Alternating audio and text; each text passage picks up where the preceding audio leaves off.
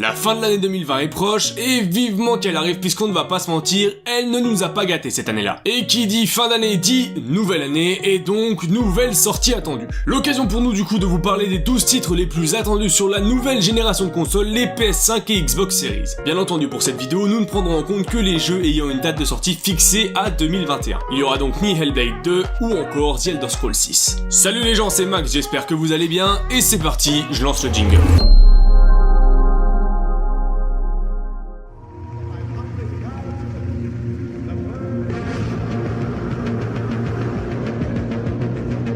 Remis au goût du jour en 2016 dans un format épisodique, qui n'a pas convaincu tout le monde, Hitman est revenu pour une saison 2 en 2018, cette fois-ci sous la forme d'un jeu complet, incluant les niveaux de son grand frère pour les personnes possédant les deux titres. Et c'est pour une saison 3 qu'Hitman reviendra très prochainement, en janvier 2021. Au programme, une amélioration graphique, ainsi qu'une physique améliorée, de nouvelles destinations dont certaines déjà dévoilées, notamment Dubaï, un manoir british et Chongqing. Encore une fois, les niveaux des précédents jeux seront disponibles pour tous les possesseurs des précédents titres. Pour ceux qui ne connaissent pas le but de ces jeux, on ne laisse personne sur le bord de la route, vous êtes lâchés dans des niveaux énormes avec votre silver baller et votre corde à piano avec des cibles à éliminer. À vous deux, au choix, suivre certaines éliminations scénarisées pour vous familiariser avec le niveau, ou alors explorer le dit niveau, le connaître par cœur, afin de préparer l'assassinat parfait. Les impatients, passez donc votre chemin car il vous en faudra. Les autres, le jeu sera disponible sur PlayStation 4, PlayStation 5, Xbox One, Xbox Series, Stadia ainsi que Nintendo Switch, et oui, vous avez bien entendu, et tournera grâce au système de cloud gaming sur cette dernière et sera jouable en VR pour les possesseurs des casques compatibles bien entendu.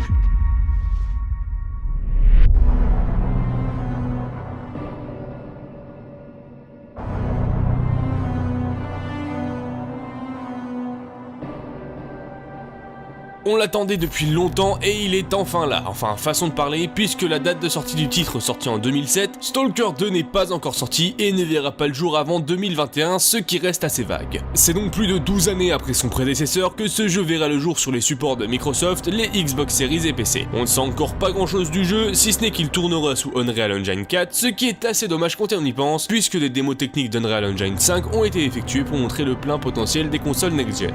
Le titre nous plongera dans un monde post-apocalyptique, l'un des plus grands qu'il nous aura été proposé d'explorer. Bien entendu, ce sont des dires de développeurs et il nous faudra attendre l'année prochaine pour pouvoir nous faire une idée sur la chose.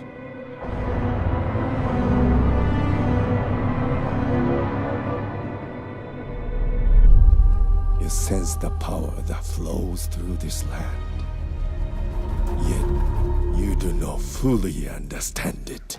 L'on n'a pas appris grand chose depuis la dernière fois sur ce jeu, mais on ne pouvait pas vous faire une vidéo des plus gros titres de 2021 sans l'aborder. Kena Bridge of Spirits est un jeu d'action-aventure à la troisième personne, dans lequel nous incarnons Kena, une jeune fille guide d'esprit. Cette dernière devra découvrir les mystères entourant la disparition d'un village ancien et pour ce faire, devra faire appel au Ro, deux minuscules créatures fantomatiques qu'elle trouvera un peu partout dans toute la forêt aux alentours du village, vous faisant gagner des pouvoirs et vous aidant à transformer votre environnement. Évoluez dans cette aventure intrépide, oscillant entre phases d'exploration, d'aventure et de combat. Ce jeu a l'apparence d'un film d'animation qui devait initialement sortir pour accompagner le lancement de la nouvelle console de Sony, sortira finalement en 2021 et plus précisément durant le premier trimestre sur PS4, PS5 et PC.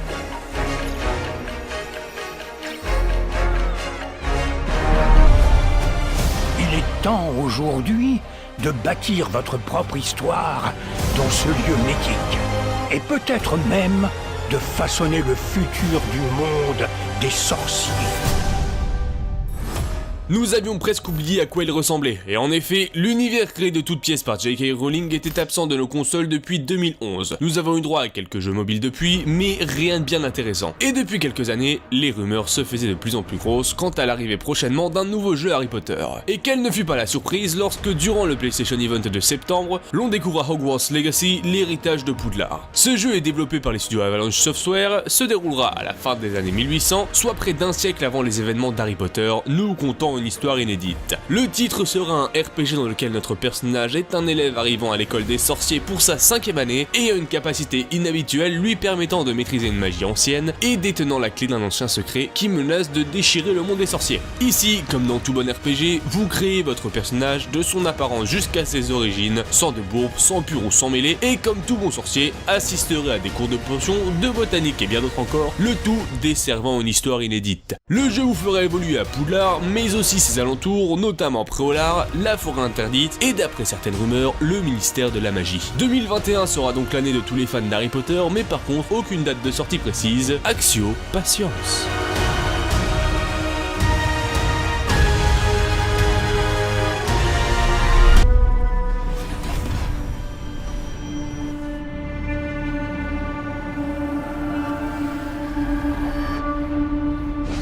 Ce jeu devait initialement accompagner le lancement de la nouvelle génération de consoles de Microsoft, mais s'est vu repoussé et heureusement. Je ne veux pas être méchant, mais Halo Infinite, de ce qu'on avait pu en voir, en plus d'être lent et peu convaincant, n'avait rien d'un titre next-gen graphiquement parlant. On espère donc que ces quelques mois supplémentaires permettront de redresser la barre, histoire d'avoir un jeu presque vitrine des Xbox Series.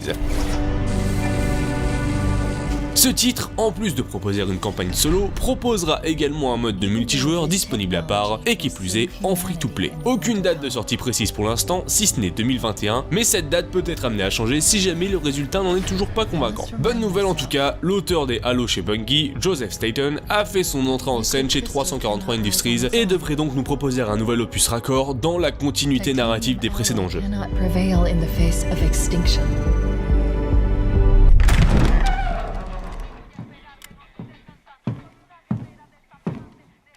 C'est magnifique, fils. Initialement prévue pour le 18 février 2021, la nouvelle production d'Ubisoft, Far Cry 6, sortira finalement plus tard durant cette même année, merci Covid. Habitué à nous proposer des lieux fictifs inspirés de la réalité, tels que les montagnes enneigées de l'Himalaya ou encore le comté du Montana, cette fois-ci, l'éditeur français a puisé son inspiration de Cuba et il nous proposera donc dans son futur titre, les Caraïbes de Yara, nous faisant d'ores et déjà la promesse que la map qui nous sera proposée sera la plus grande jamais créée pour un Far Cry. La goupille. Qu'est-ce que tu fais? Respire, Diego.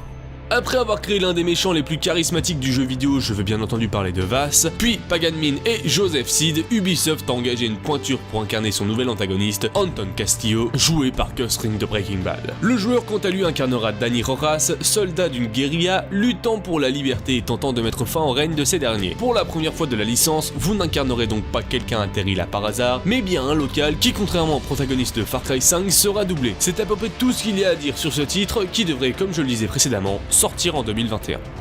Ce qui veut dire qu'un jour, à ton tour, tu seras El Presidente. Notre peuple, ils ne savent pas comment être heureux. There's nothing I wouldn't do to save this world. No depth I won't explore. Après nous avoir proposé plusieurs jeux Killzone, Guerrillas Games est revenu en 2017 pour la seconde fois sur les consoles de 8ème génération avec un action RPG du nom d'Horizon Zero Dawn. Une suite dénommée Forbidden West verra le jour durant le second semestre de 2021 sur PS4 et PS5 si tout se passe bien. Pour ce qui est du scénario du jeu, on ne sait pas grand chose si ce n'est qu'il reprendra les aventures d'Aloy, l'héroïne de Zero Dawn, ayant décidé de quitter la côte Est pour se rendre dans les terres interdites de l'Ouest. Sur place, vous y retrouverez des lieux connus de tous tels que San Francisco, dévasté bien entendu. Avec ce jeu arriveront quelques nouveautés de gameplay, dont certaines que l'on a pu apercevoir lors du reveal du jeu.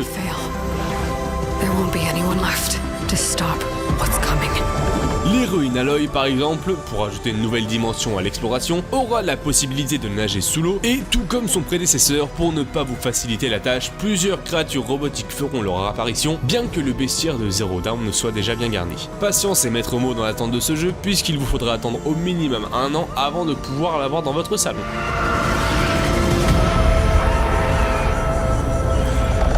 Our foe will not relinquish their mother crystal easily. This will be a bitter fight.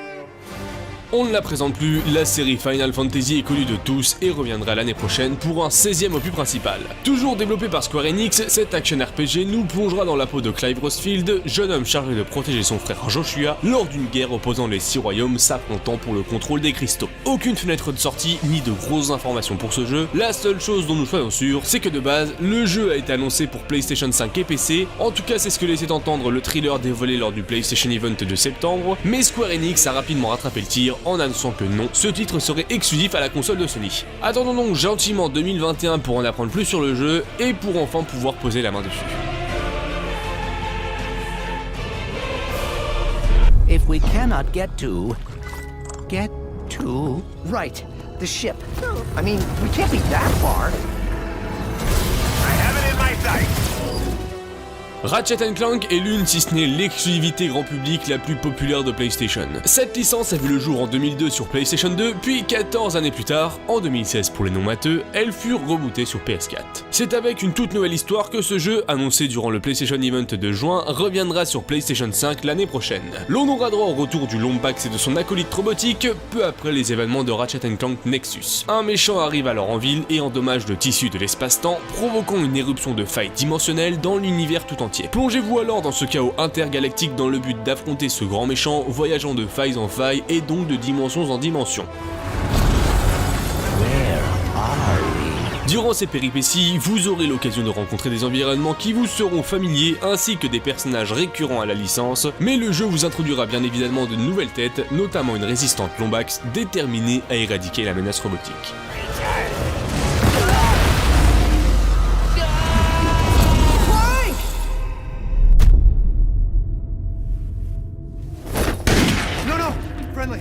Friendly.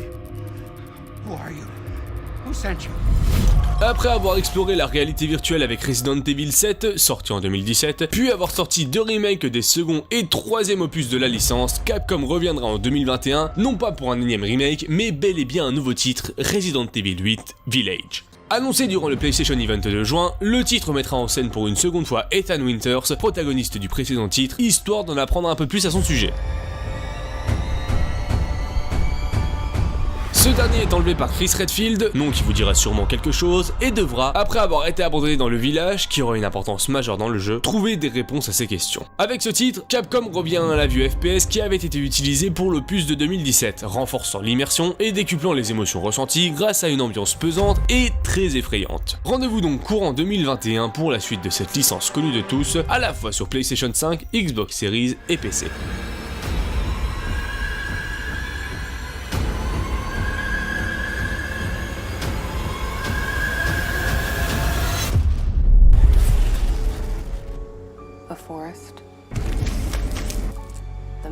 Pour ce qui est des jeux d'horreur, Microsoft a mis la bouchée double pour sa next-gen, et vous allez voir ça avec le prochain titre de ce top. Si je vous parle de Bloober Team, ce nom vous dit-il quelque chose? Pour répondre à votre interrogation, ce sont les développeurs à l'origine du très bon Blair Witch. Non, je ne parle pas du film, mais bien du jeu sorti en 2018. Initialement développé en 2012 pour une sortie cette même année sur PS3, Xbox 360 et Wii U, le jeu s'est finalement vu repousser une première fois au 10 décembre 2020, mais suite à la crise sanitaire dans laquelle nous sommes, si vous ne l'avez pas remarqué, le jeu a finalement été décalé au 28 janvier de l'année prochaine.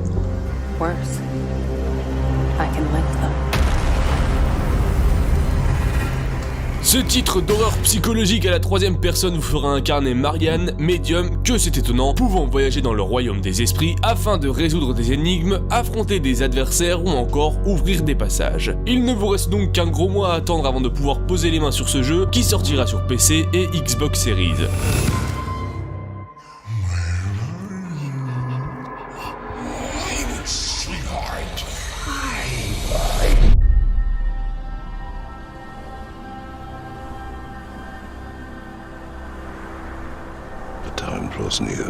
Nous faisions une vidéo hier sur le sujet, vidéo que je vous invite d'ailleurs à aller voir si ce n'est pas déjà fait, et on ne pouvait l'ignorer pour ce top. God of War Ragnarok, l'on ne présente plus cette licence, ce GOTY de l'année 2018. Par contre, mis à part le fait qu'il soit en développement, eh bien c'est assez faible en information pour ne pas dire qu'on ne sait encore rien de lui, si ce n'est qu'il reprendra ce qui faisait les forces du titre sorti en 2018, c'est-à-dire un jeu d'action-aventure à la troisième personne. Beaucoup d'interrogations mises en suspens à la fin du jeu, peut-être, tout du moins on l'espère, que ce jeu qui devrait voir le jour courant 2021 apportera son lot de réponses. Ce qui est sûr, c'est qu'il sera difficile pour Ragnarok de faire mieux que son prédécesseur, ce dernier étant d'une qualité extraordinaire que ce soit graphiquement parlant que scénaristiquement. Préparez-vous donc à la fin du monde car les aventures de Kratos sur PS4 et PS5 arrivent rapidement dans vos salons.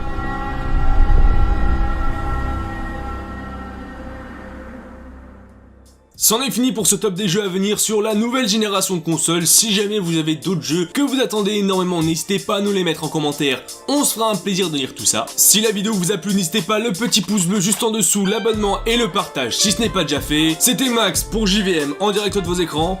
Et ciao tout le monde.